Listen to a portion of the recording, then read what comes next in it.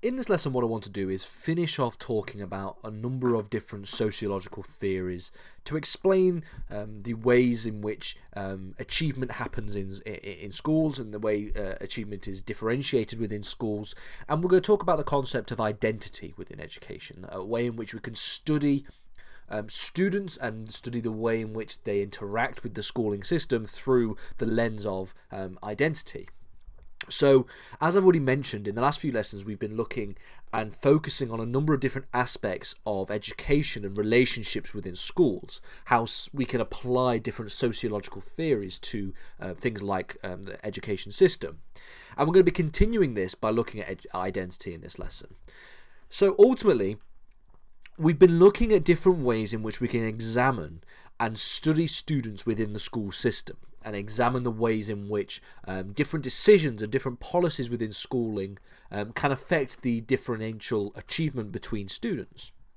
So we examine the idea of schools teaching what is known as a hidden curriculum. This is more of a Marxist and neo-Marxist idea, but the idea being that not only does education and the schooling system that children go through teach them, the current base curriculum, subjects, things like maths and science, for example, but they also teach different social values and social norms, and this is what is known as the hidden curriculum. The way in which it is taught, it is almost implied in the way in which the school system is structured. We also talked about the methods of organisation, talking about how we can do a merit-based system of class organisation. We could talk about things like setting and streaming, as also other ways of being able to organise children within different classrooms to try and get the best results out of them. And then we finally moved on to talk about the concept of subcultures within schools, the ways in which different groups within school systems develop different kinds of identities by way of their social groups, by way of their subcultures. And we can have, for example, anti-school subcultures, anti-academic subcultures. We could have sort of pro-academic subcultures where people within this group exhibit the kinds of academic tendencies that lead to better educational results, etc., etc. So these are some of the things that we talked about. And identity is just another way of studying relationships between students within schools and between the student and the school system itself. It's similar to the idea of organisation methods and subcultures. Identity is just another lens that we can look through to come to some kind of further conclusions. And all the previous methods of studies have one major commonality that identity does not. They all look at the study of students as groups. They look at subcultures being the social groups within students. When we talk about the organisation of children in classrooms, we're talking about grouping children into different groups based on, for example, their ability to do a particular subject, or maybe randomised mixed ability groups and things like that. But these are all looking at it through quite a broad lens of sociological analysis, looking at it through a quite broad view by studying not individuals within the group, but studying the groups as a whole. And identity within schools applies more of an individualistic study of students. And this is something that is yet to be properly examined when we've been talking about things like labelling theory and the hidden curriculum and things like subcultures. This is what identity offers us. It allows us to engage in the study of differential achievement within education through the lens of individual entities, i.e. individual students within that institution. And when considering a pupil's identity, we look at how the pupils interact with all of these previously discussed sociological methods. So their identity will reflect all of these different things that we've talked about, all of the different things like subcultures, like labelling theory. These all can culminate in what the student's identity exists as.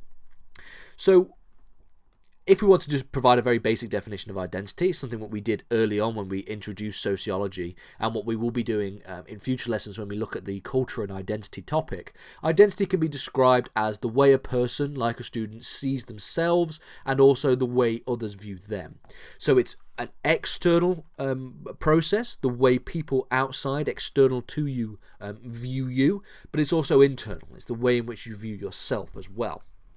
And identity will have an important impact on a student's achievement within schools. You can probably understand why. Because, for example, if we say that a student identifies themselves as, or they have the identity of being, for example, bad at mathematics, they view themselves as being quite bad at maths or science or English, whatever the subject may be. And if we also suggest that the student is viewed by others as being bad at mathematics, then this will likely have an impact on the way they perform in their maths exams, because the way in which they view themselves as not being particularly good at this subject, so they do not expect to or even work towards trying to be good in this subject because of this identity that they've already codified into themselves. Now, this understanding of identity and the understanding of themselves, the way in which they view themselves internally, may not be something that just develops in a vacuum on its own, because, as I've already mentioned, this interacts with a number of different theories within sociology that we've already talked about. It could be a result of a number of different things we've already examined. For example, if they are placed in a certain class, if they're placed in a lower set class for maths, for example, this might have an impact on the way they view themselves. They might say, well, if I'm in this bottom class with all of these other students who are also not particularly very good at mathematics, then I must also not be very good at mathematics, and therefore I must, this is the identity that I will then develop myself. It could be the impact of labeling theory. If a teacher labels somebody as being bad at a particular subject, this person is bad at mathematics, that's the label that they are applying to this student, then the teacher will treat the student differently to somebody who is good at mathematics. And this kind of treatment of a student in that way might rub off onto them and develop and cause and help develop their own identity.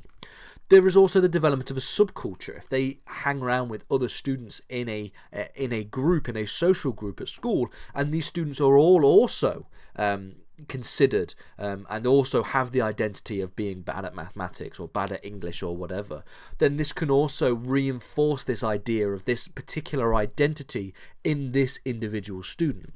So we can't just look at this through in the vacuum. We have to look at it as being something that is caused by multiple different factors, multiple different sociological theories that we've already explored in previous lessons. This study of identity encapsulates a much broader framework. As you can imagine, that if we were to look at our sociological toolbox, looking at things like the hidden curriculum, looking at things like labeling theory, looking at things like subcultures, these all do provide very, very apt and very, very good analyses of how we can explain the different ways in which behaviour changes and is differential among students within education. But again, as I've already mentioned, it focuses on a very broad, very macro sociological lens. Identity focus on individuals and individual entities, and talks about and explains how these broader sociological theories, like subcultures, like the hidden curriculum, like labeling theory, how these have an impact on individual students, and then how conversely identity impacts them, those theories as well. It's a back and forth, almost a symbiotic relationship between these two theories. A student, for example, who believes themselves to be non-academic, someone who doesn't test well in an exam or is just not particularly bright, will probably not perform as well as a student who has the identity of being more academic. If a student views themselves as being academic, as being good at exams, then they are more likely to achieve higher grades than the student who does not have that identity.